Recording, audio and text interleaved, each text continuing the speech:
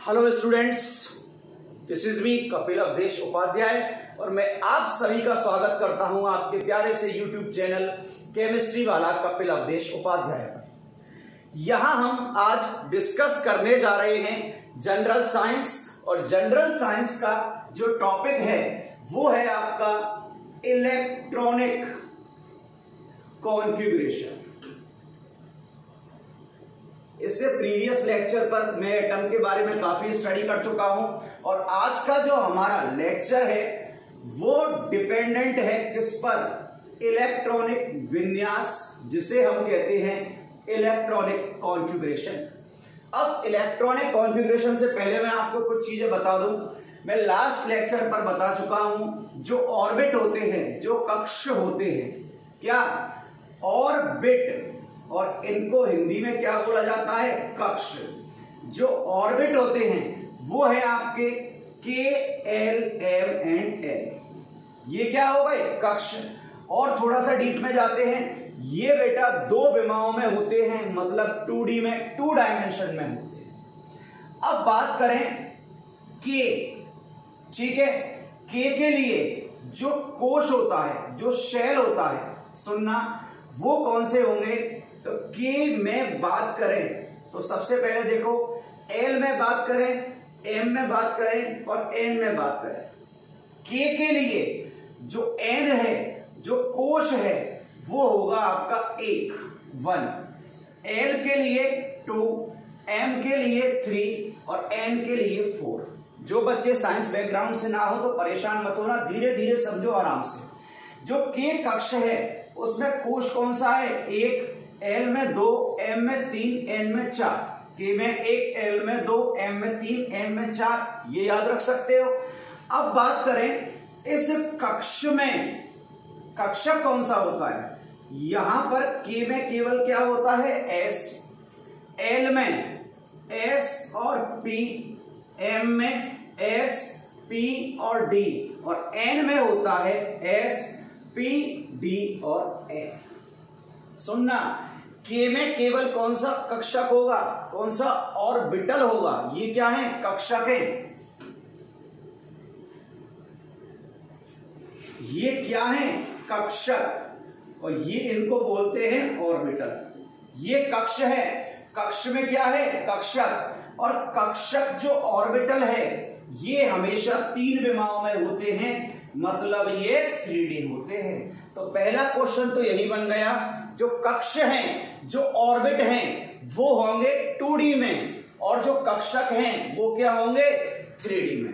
अब देखो, बात करते हैं के की। के इज इक्वल टू, के में क्या है? ओनली 1 है, तो क्या हुआ? 1s। एल की बात करेंगे तो एल में कोश क्या है? 2, एस कक्षक और साथ में क्या हो गया? 2p। अब एम की बात करें तो देखो, एम के लिए कोश 3, कक्षक एस, पी भी है 3p और डी भी है, क्या हो गया? 3d। अब एन की बात करें, एन में क्या है? 4s, 4p, 4d और 4f। यहां दोबारा देखो, के लिए एन की वैल्यू 1 और एस ऑर्बिटल कक्षक तो 1s। एल के लिए 2 तो 2s, 2p, एम के लिए 3s, 3p, 3d, एन के लिए 4s, 4p, 4d और 4f। अब एक चीज देखो, जब हम के से एन की तरफ जाते हैं, कहां जा रहे हैं? के से एन की तरफ, तो यहां ऊर्जा जो है, जो एनर्जी है वो बढ़ती है। क्या बोला मैंने? जो ऊर्जा है, जो एनर्जी है वो बढ़ती है। अब हमें इन्हीं के आधार पर इलेक्ट्रॉन को फिलअप, मतलब इलेक्ट्रॉन को भरने का क्रम देखना है। तो इलेक्ट्रॉन कैसे भरते हैं ये देखें, पहले इसको नोट कर लें। यहां स्टार लगाएं 2D, यहां स्टार लगाएं 3D। यहां से आरपीएससी फर्स्ट ग्रेड में भी क्वेश्चन आ चुका है।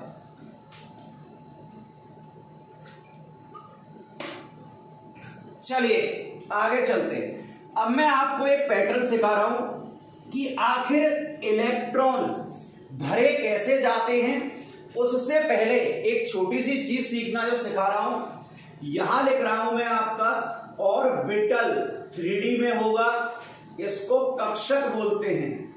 और इस कक्षक में मैक्सिमम इलेक्ट्रॉन कितने होंगे ये देखना है, अधिकतम इलेक्ट्रॉन। ठीक है, अब इधर देखो कक्षक कौन कौन से बताए मैंने, एस, पी, डी और एफ। एस में केवल एक कमरा होता है, पी में कितने कमरे होंगे, 3 कमरे, इनको आप कमरे मान के चलो। डी में कितने होंगे, 5 कमरे, और एफ में कितने होंगे, 7 कमरे। तो देखो एस में कितने कक्षक, 1, पी में कितने, 3, डी में 5, एफ में 6। अब एक कमरे में कितने लोग रह सकते हैं, सर हमारे घर में तो 10 लोग रहते हैं घर में एक कमरे में। तो भाई मैं तुम्हारे घर की बात नहीं कर रहा, एक आइडियल फैमिली की बात कर रहा हूं। एक कमरे में अधिकतम 2 लोग रह सकते हैं। अब लोगों को मानो इलेक्ट्रॉन, तो मैं ये पूछूं कि एक कक्षक में कितने इलेक्ट्रॉन होंगे, 2। और साथ ही याद रखना दोनों इलेक्ट्रॉन अलग अलग होंगे। हम इलेक्ट्रॉन को प्रदर्शित किस तरीके से करते हैं, इस तरीके से प्रदर्शित करते हैं, और कई टीचर इस तरह से भी करते हैं, बात एक ही है। अब देखो ये इलेक्ट्रॉन इस तरीके से प्रदर्शित किया है, इसका मतलब क्या है देखना, ये इलेक्ट्रॉन का होता है हेड पार्ट, सिर भाग, और ये होता है पूंछ भाग। तो आपको क्या करना है, सर पकड़ के घुमा दो। किस दिशा में गया ये, घड़ी की दिशा में, क्लॉकवाइज।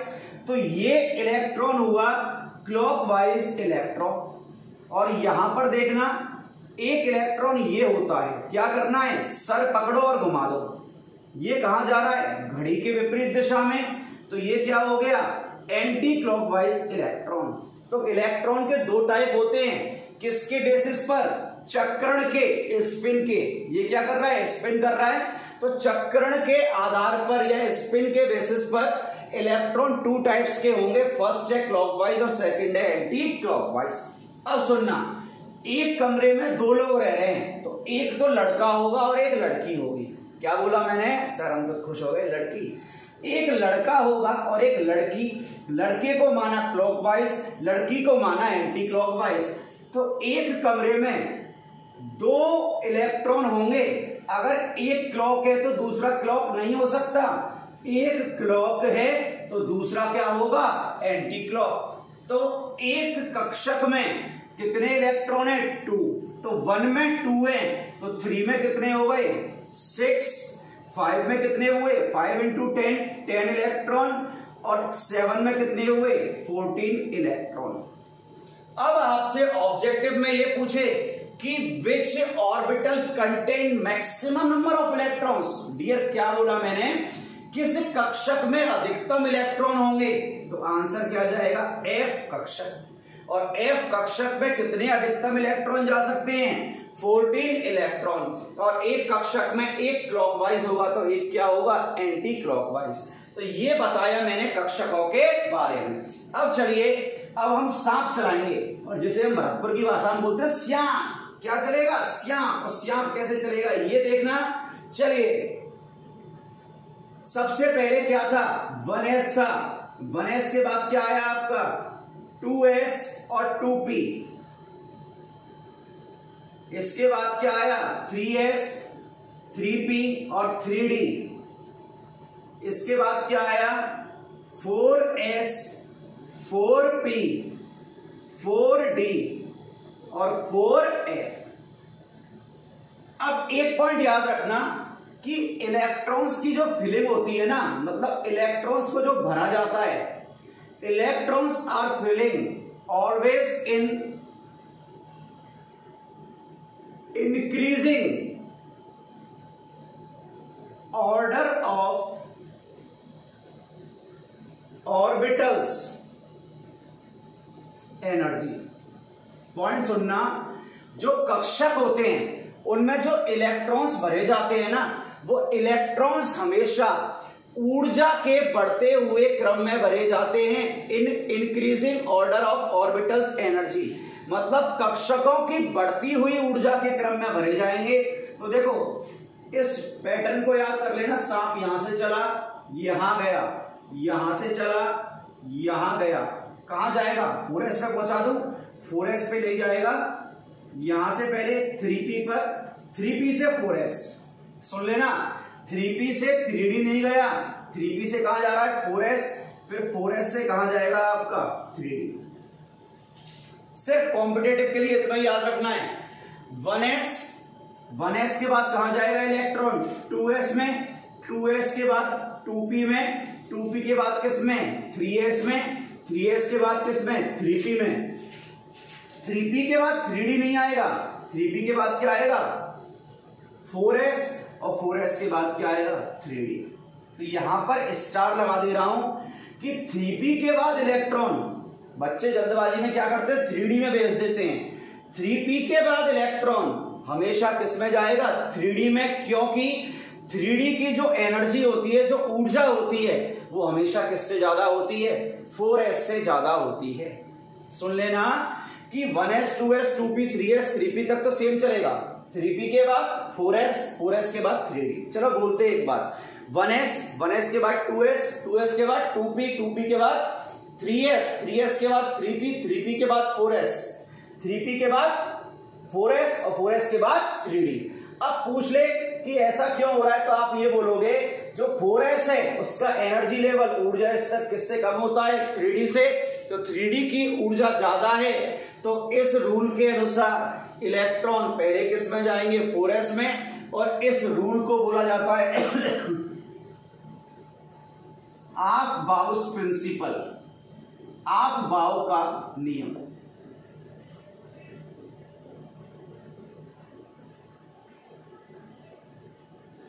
ये है ऑफ-बाउ का नियम।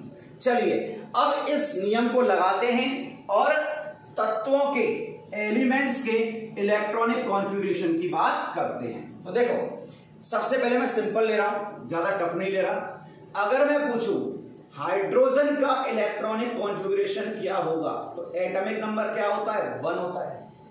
अब जितने एटॉमिक नंबर हैं उतने ही इलेक्ट्रॉन होंगे, क्योंकि न्यूट्रल स्पीशीज है, उदासीन प्रजाति है, एक परमाणु क्रमांक तो इलेक्ट्रॉन भी एक। तो देखो सबसे पहले इलेक्ट्रॉन किस में जाएंगे 1s में, सबसे कम एनर्जी है, तो 1s कितने इलेक्ट्रॉन चले गए 1। अब अगर बात करता, सपोज करो मैं हीलियम की बात नहीं कर रहा, लिथियम की बात कर रहा हूं, परमाणु क्रमांक 3, तो इलेक्ट्रॉन भी कितने हो गए 3 ही हो गए। कितने इलेक्ट्रॉन हुए 3। अगर 3 हैं तो सबसे पहले तो हमेशा जाएंगे किसमें 1s में। अब 1s में कितने जाएंगे, अभी अभी बताया था, s में 2 इलेक्ट्रॉन, p में 6, d में कितने 10 और f में कितने 14, ये बता चुका हूं। तो s में अधिकतम कितने गए 2। अब 2 से ज्यादा जा नहीं सकते, बचे कितने 1, तो 1 किस में जाएगा 2s में चला गया। अगर अब मैं यहां बात करूं सोडियम 11, इसका कितना होगा, तो सबसे पहले जाएंगे, आपको पता है 1s में कितने 2, इसके बाद 2s में कितने 2, इसके बाद 2p में मैक्सिमम कितने जाते हैं 6, उसके बाद 3s में कितने जाएंगे 1। सपोज करो मैं बात कर लूं 15 फास्फोरस की, कि फास्फोरस 15 का क्या होगा, तो देखना 1s2 2s2 2p6, 2 और 2 4 और 6 10, रिमेनिंग कितने 5 है। 3s में कितने जाएंगे आपके 2, भाई s में मैक्सिमम 2 जा सकते हैं, ऐसा मत करना 6 और 2 8 और 2 10 बचे 5, तो 3s 5 कर दो, गलत हो जाएगा। s में मैक्सिमम जाएंगे कितने 2, 3s2। अब बचा कितना देखना जरा, आपका 3 इलेक्ट्रॉन रिमेनिंग है, तो ये क्या हो गया 3p3। अब विन्यास KLMN के रूप में देखते हैं। 1 पे क्या था K, 2 पे क्या है L, 3 पे क्या है M, हो गया। K में कितने इलेक्ट्रॉन गए 2 इलेक्ट्रॉन। L में कितने गए इलेक्ट्रॉन? 8 इलेक्ट्रॉन। और M में कितने इलेक्ट्रॉन गए? 5 इलेक्ट्रॉन। तो कॉन्फ़िगरेशन क्या हो गया?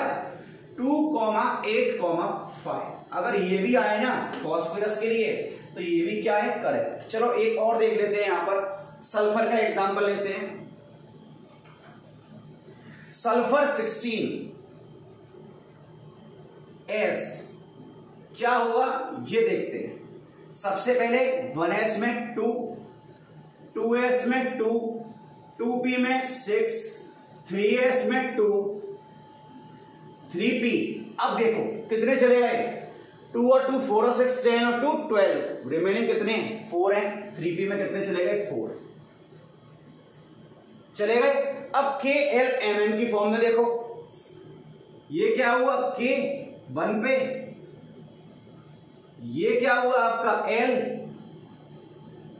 ये क्या हुआ आपका? 3 पे M, 4 पे आता है N। K में कितने इलेक्ट्रॉन है आपके? 2 इलेक्ट्रॉन। L में कितने इलेक्ट्रॉन है आपके? 8 इलेक्ट्रॉन। और M में कितने हैं? 6 इलेक्ट्रॉन। तो क्या हो गया ये? 2, 8, 6। यहां तक नोट करें, फिर आगे देखते हैं।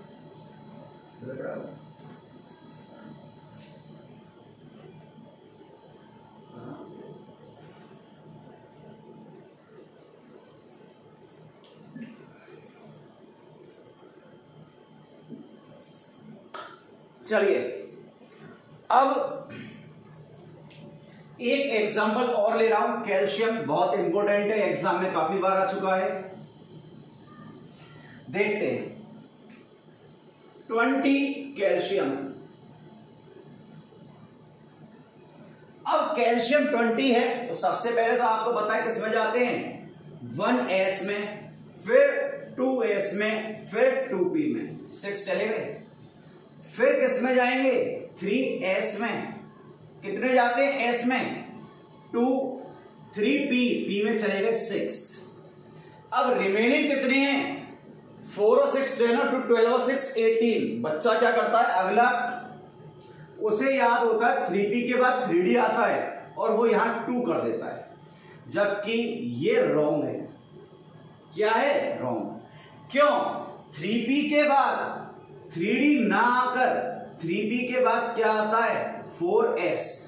तो 18 यहां हुए तो 2 कितने हो गए? 20। तो इसका करेक्ट कॉन्फ़िगरेशन क्या आया? 1s2, 2s2, 2p6, 3s2, 3p6 and 4s2। लेकिन एग्जाम में कभी भी वो आपको इस तरह नहीं लिख के देता। एग्जाम में इनर्ट गैस,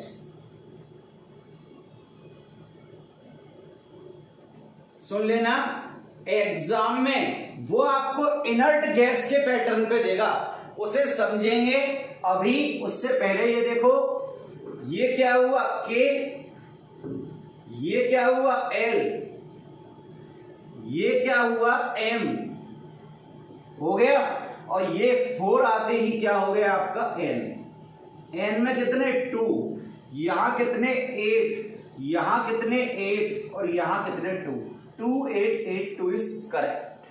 अब यहां हम कुछ चीजें बताने जा रहे हैं, इंपॉर्टेंट है, क्योंकि किसी भी तत्व का विन्यास जो एग्जाम में देगा वो अक्रिय गैस या इनर्ट गैस की फॉर्म में देगा। और वो कैसे देता है यहां देखना आप सभी लोग। तो देखो भाई, अक्रिय गैस कौन कौन सी होती हैं? हमें 3 का ही काम करता है अपने लेवल पर। हीलियम, नियोन, आर्गन, आगे क्रिप्टन और जीनोन भी होते हैं, लेकिन काम इन तीनों का पढ़ना है तो 3 की बात करेंगे। 2 हीलियम, 10 नियोन और 18 आर्गन। ये होता है 2 हीलियम, 10 नियोन और 18 आर्गन। अब हीलियम का इलेक्ट्रॉनिक कॉन्फ़िगरेशन निकालो पहले। 2 इलेक्ट्रॉन है तो 1s में जाएंगे, 1s2। नियोन देखना, नियोन क्या होगा? 1s2, 2s2 और 2p6 हो गया। अब ये भी 10 निकाला है। 18 क्या होगा?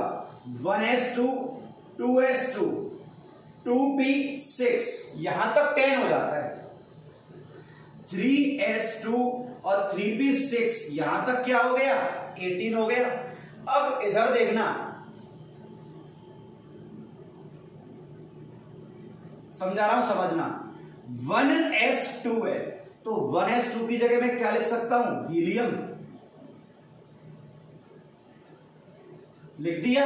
आगे क्या आया 2s2 2p6 3s2 3p6 और 4s2, ये पहला ऑप्शन बन गया। अब ये बताओ 2s2 और 2p6 10 इलेक्ट्रॉन हो गए और 10 के लिए हम क्या लिख सकते हैं नियॉन। तो मैंने यहां पर इस पूरे के लिए यहां तक के लिए किसको रख दिया उठा के नियॉन को। नियॉन हो गया कितने तक 10 तक। अब 10 से आगे का कॉन्फ़िगरेशन लिख दो 3s2 3p6 और 4s2। सेकंड ऑप्शन आपका रेडी हो गया। थर्ड आपको 18 आर्गन कहां तक है p6 तक है, इस कंप्लीट की जगह आप क्या लिख सकते हो आर्गन, क्या लिख दिया आपने उठा के आर्गन। अब बचा क्या 4s2। कोई दिक्कत आई यहां तक देखो, first option second option third option और फोर्थ हो जाएगा ऑल ऑफ द एबव, उपरोक्त सभी। तो आंसर क्या जाएगा आपका फोर्थ। एग्जाम में इस पैटर्न पे लिखा आएगा, इसको मैं भी और एक्सप्लेन कर रहा हूं एग्जांपल लेके, समझिएगा एग्जांपल को। अब लेक्चर अच्छे लेवल पर जा चुका है भाई, अच्छे एग्जाम में क्वेश्चन आते हैं यहां से। अगर मैं आपको लिख के दे दूं 26 फेरस, फेरस का कितना होता है एटॉमिक नंबर 26। सबसे पहले किसमें 1s में 2, फिर किसमें 2s में 2, फिर 2p में कितने 6, फिर 3s में 2, फिर 3p में 6। 3p के बाद 4s में तो जा नहीं, सॉरी 3p के बाद 3d में तो जा नहीं सकता, जाएगा किसमें 4s में। यहां तक 18 इलेक्ट्रॉन आ जाते हैं, सुन लेना 3p तक 18 आ जाते हैं, रिमेनिंग कितने 8, रिमेनिंग कितने हैं आपके, काम करके बताओ 18 to 20, 4s में 2 चले गए। अब 20 इलेक्ट्रॉन हो चुके हैं, बचे कितने आपके 6, तो 3d कितना हो गया 6 हो गया। अब मुझे इसको इनर्ट गैस के पैटर्न पे लिखना है, तो इनर्ट गैस के पैटर्न पे कैसे लिख सकता हूं 1s2, अब ये भी बताया था किसका था हीलियम का, ये हुआ हीलियम, रिमेनिंग लिख दो पूरा 2s2 2p6 3s2 3p6 4s2 3d6 लिख दिया। अब क्या है अगला पड़ा 10 तक को हम किससे डिनोट करते हैं आर्गन से, सॉरी नियॉन से, नियॉन 10 होता है। बचा हुआ क्या 3s2 3p6 4s2 3d6। अब आर्गन की फॉर्म में आर्गन कितना होता है 18, तो 18 कहां तक आए थे 3p तक 6 2 10 6 16, सॉरी 6 और 2 8 और 6 14 और 2 16 और 2 18, क्या आ गया आर्गन। यहां तक कंप्लीट हुआ, तो आगे देखो 4s2 और 3d6, ये ऑप्शन आपके रेडी हो गए। तो आपको इन चीजों के लिए प्रिपेयर रहना है। अब आइए आगे चलते हैं स्पेशल एग्जाम्पल पर, और स्पेशल एग्जाम्पल क्या हैं उन पर नोट डाल लेना, ट्रिपल स्टार लगा लेना भाई। आपके कॉम्पिटिटिव एग्जाम में सबसे ज्यादा आने वाला है लेक्चर में जो अब करा रहा हूं वो।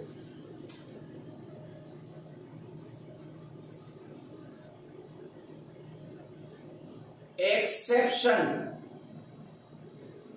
ऑफ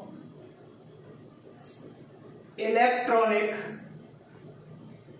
कॉन्फ़िगरेशन, इलेक्ट्रॉनिक विन्यास के अपवाद। वेट करें, मार्कर में इंक डाल लेते हैं, तब तक आप लोग भी पानी वानी पी लो, थोड़ा सा जरूरी है क्योंकि ये पचेगा नहीं। ये अब लेक्चर है बहुत इंटरेस्टिंग होने वाला है, जो नॉन साइंस बैकग्राउंड से हैं उनके लिए बहुत दिक्कत आने वाली है। मार्कर को भी भाई इंक पिलानी पड़ती है, वो भी तो प्यासा होता है। सर नहीं हमें पिलाओ इंक, तो सर हमें पिलाओ कुछ अच्छी सी चीज़, हम सब चीज़ पीना चाहते हैं। पिलाएंगे, रुकें। पहले देखते हैं टॉपिक को। चलो देखो, एक्सेप्शन ऑफ इलेक्ट्रॉनिक कॉन्फ़िगरेशन। सबसे पहले एक चीज याद रख लेना, अगर ऑर्बिटल मैं आपको दे दूं, क्या यहां ऑर्बिटल लिख रहा हूं कक्षक,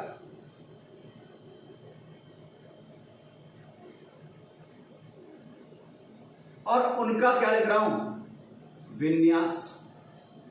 समझना, मैंने लिखा डी ऑर्बिटल है, अब डी में कितने इलेक्ट्रॉन जाते हैं अधिकतम, डी 10, अगर 10 का हाफ करूं तो डी 5। एफ में कितने जाते हैं मैक्सिमम इलेक्ट्रॉन, 14 जाते हैं, तो एफ 14 और एफ 17। ये दो चीज लिखी है। यहां पर आपके जो ऑर्बिटल हैं वो कक्षक कंप्लीटली फिल्ड है, मतलब पूर्ण पूरित है, और यहां पर हाफ फिल्ड है, मतलब अर्धपूरित है। ये है आपके फुली फिल्ड ऑर्बिटल। कौन से हैं, फुली फिल्ड, पूर्ण पूरित, और ये क्या है आपके हाफ फिल्ड ऑर्बिटल, अर्धपूरित। कहीं पर अगर फुली फिल्ड भी है और हाफ फिल्ड भी है, तो जो फुली फिल्ड होगा ना, पूर्ण पूरित होगा, ये होता है क्या, पूर्ण पूरित। तो जो पूर्ण पूरित है ना, उसका स्थायित्व है, उसकी स्टेबिलिटी हमेशा अर्धपूरित से क्या होगी, ज्यादा। सुन लेना, अगर पूर्ण पूरित है उसका स्थायित्व हमेशा क्या होगा, अर्धपूरित से ज्यादा। इनके अलावा कोई भी कंडीशन बने, D1, D2, D3, D4 etcetera, सिर्फ इन दोनों को छोड़कर, और यहां पर 7 और 14 को छोड़कर F1, F2, F3, F4, F5, F6 etcetera, तो वो कंडीशन होती है पार्शियल फील्ड की, जिसे हम बोलते हैं अपूरित। तो अगर पूर्ण पूरित है तो सबसे ज्यादा स्थायी, अर्धपूरित है तो उससे कम स्थायी, और अपूरित है तो सबसे कम स्थायी होगा। तो यहां जो अपवाद हैं वो इन्हीं पर आधारित है, और लिख रहा हूं यहां पर order of stability for orbital, अर्थात कक्षकों का स्थायित्व है।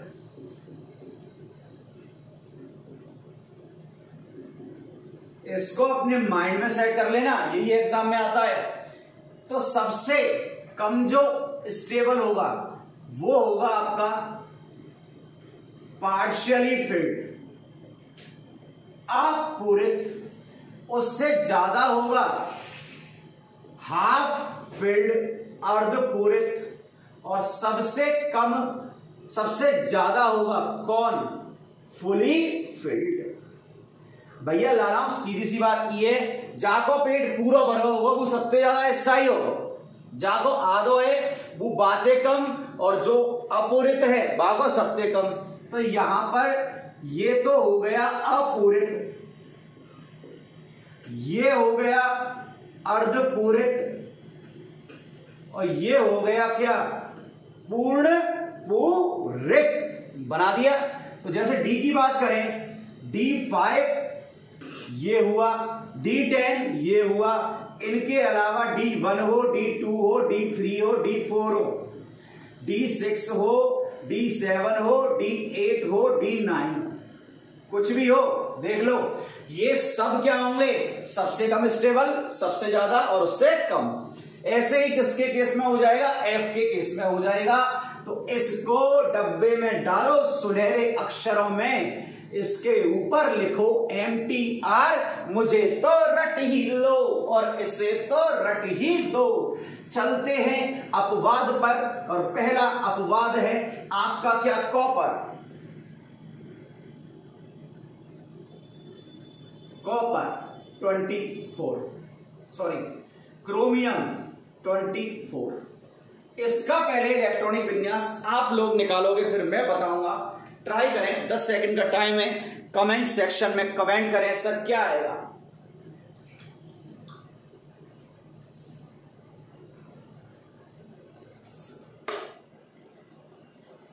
24 है,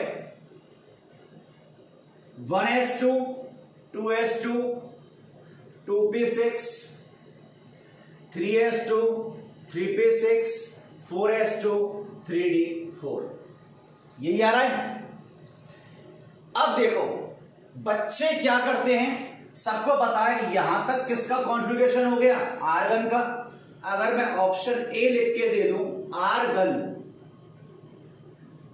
4s2 3d4, ऑप्शन बी लिख के दे दूं आर्गन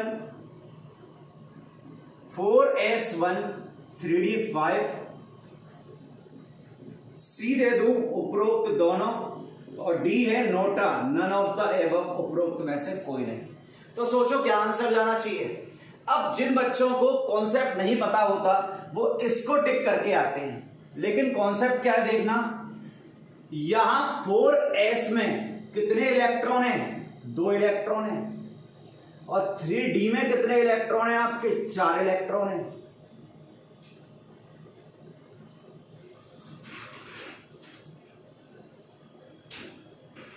फोर एस में 2 और डी में कितने हो गए आपके, 4, यही है। अब ये देखो डी में 4 हैं, और कैसे भी अगर मैं डी को 4 से 5 कर दूं तो हाफ फिल्ड अर्धपूरित हो जाएगा। भाई ये अपूरित है, पार्शियली फिल्ड है। अगर यहां से ये इलेक्ट्रॉन यहां शिफ्ट हो जाए तो क्या होगा देखना, ये अभी आपका अपूरित था, पार्शियली फिल्ड था, कितने, 4, अब क्या हो गए 5, अर्धपूरित हो गया भाई। तो D4 से ज्यादा स्टेबल कौन सा होगा, D5, तो ये हो जाएगा क्या, D5। तो आंसर क्या जाएगा, 4s1 3d5। याद रखना कॉपर क्रोमियम के केस में कभी भी 4s2 नहीं होता, 4s1 और क्या आता है, 3d5। नोट करें, वेरी इंपॉर्टेंट एग्जांपल है आपके लिए। अभी एक एक्सेप्शन और है जिसे मैं समझा रहा हूं। सेकंड, ये 2 ही हैं जो आपको याद रखने हैं। सेकंड है 29 कॉपर। 29 कॉपर को भी देखते हैं, तो सोचो 29 का क्या होगा, 18 तक तो यहां चले गए भाई, ये क्या हो गया 18, तो 18 की जगह मैंने रख दिया आर्गन। अब बचे कितने इलेक्ट्रॉन, आप सोचो 18 चले गए, बचे कितने, 11, 4s2 कितने हो गए, 20, तो बचे हुए 9 किस में जाएंगे, 3d में चले गए। अब 4s में कितने हैं, 2, और d में कितने हैं, 9, 1 2 3 4 और 5।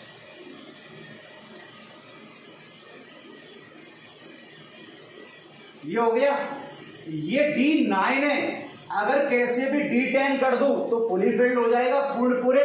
तो यहां से एक इलेक्ट्रॉन कहां चला गया, यहां पर, तो ये हो गया आपका क्या, पूर्ण पूरित। 1 2 3 4, 1 2 3 4 5 6 7 8 9 और 10। तो लग क्या रहा था आर्गन 4s2 3d9 होगा, लेकिन होगा क्या, आर्गन 4s1 और 3d10। क्यों, हमने इसको अपूरित से पूर्ण पूरित बना दिया, हाफ फील्ड से कंप्लीट फील्ड बना दिया, तो स्टेबिलिटी इसकी ज्यादा होगी इसकी तुलना में। तो ये 2 एग्जांपल है। अब एक और लेता हूं, जरा देखते हैं कि आपको कितना समझ में आया है। दिमाग लड़ाना, क्वेश्चन शानदार है आपका। क्वेश्चन है 14 silicon, 1s2 2s2 2p6 3s2 3p2। अब यहां ये मत कर देना सर ये p2 है, कैसे भी अगर ये p3 हो जाए तो ये तो क्या है आपका अपूरित पार्शियल फील्ड, और ये क्या हो गया आपका हाफ फील्ड, तो सर स्टेबिलिटी बढ़ जाएगी। ऐसा कभी नहीं होगा, ये मत कर देना सर ये 3s1 3p होगा, ये रॉन्ग है और ये राइट है। इस चीज को माइंड में सेट कर लेना। कौन सी रॉन्ग है कौन सी राइट है, यहां पर कॉन्सेप्ट नहीं लगेगा, कॉन्सेप्ट ऊपर वाले दो केसों में लगेगा, मैंने जो आपको बता दिए हैं। तो चलिए इससे आगे मैं आपसे ये पूछता हूं, आपको ये बताना है कार्बन, नाइट्रोजन और नियॉन, ये तीन हैं, इन तीनों को उनकी स्टेबिलिटी स्थायित्व के क्रम में अरेंज करना है। क्या बोला? उनकी स्टेबिलिटी और स्थायित्व के क्रम में अरेंज करना है। तो अरेंज करके बताओ, अरेंज कैसे करोगे बताना ढंग से। तो सबसे पहले विन्यास देखो, carbon 1s2 2s2 2p2, nitrogen 1s2 2s2 2p3, neon 1s2 2s2 और 2p6। ये क्या होता है? 6 7 और 10 बना दिया। अब एक चीज देखो यहां पर, ये क्या है आपका? पार्शियली फिल्ड, अपूरित। ये क्या है? P3 half filled, अर्धपूरित। और P6 क्या है? फुली फिल्ड, मतलब पूर्ण पूरित। अब क्रम आपको पता है, P2 से ज्यादा P3 और P3 से ज्यादा P6। आंसर क्या गया? P2 P3 और P6। ये ऑर्डर मैं आपको पहले ही बता चुका हूं।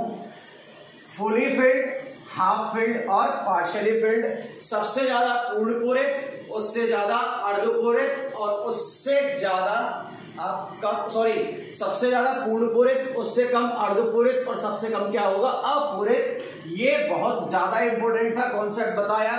अब दो साइंटिस्ट हैं जिनके बारे में कभी कभी पूछ लिया जाता है। तो सबसे पहला जो साइंटिस्ट है वो कौन सा है? वो साइंटिस्ट है सबसे फर्स्ट आपका आर्कबाउस principal.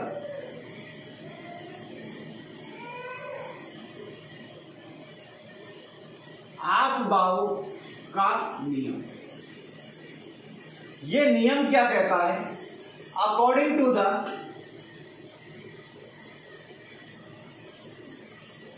आर्कबाउस principle, electrons are filled in orbitals in increasing order of their energy। ये नियम ये बोलता है जो कक्षकों में इलेक्ट्रॉन है ना, जो ऑर्बिटल्स को क्या बोलते हैं? कक्षक। कक्षकों में इलेक्ट्रॉन्स हमेशा ऊर्जा के बढ़ते क्रम में भरे जाते हैं। किसमें? ऊर्जा के बढ़ते क्रम में। तो इसको तो हम कई बार पढ़ चुके थे, 1s 2s 2p 3s 3p 4s and 3d। Note कर लेना, पूछ लेता है स्टेटमेंट कभी कभी। स्टेटमेंट आपका इंपॉर्टेंट है इसका।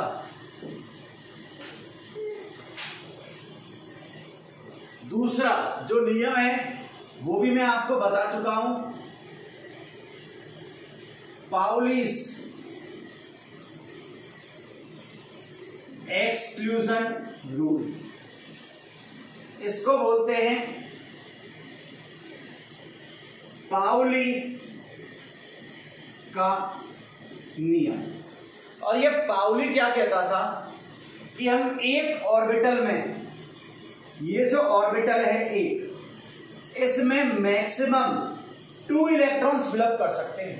सुन लेना, पाउली ये बोलता है कि एक ऑर्बिटल में हम मैक्सिमम 2 इलेक्ट्रॉन्स फिलअप कर सकते हैं और इन दोनों इलेक्ट्रॉन्स का maximum electrons in orbitals are 2। कितने हो सकते हैं? 2। And both have opposite spin.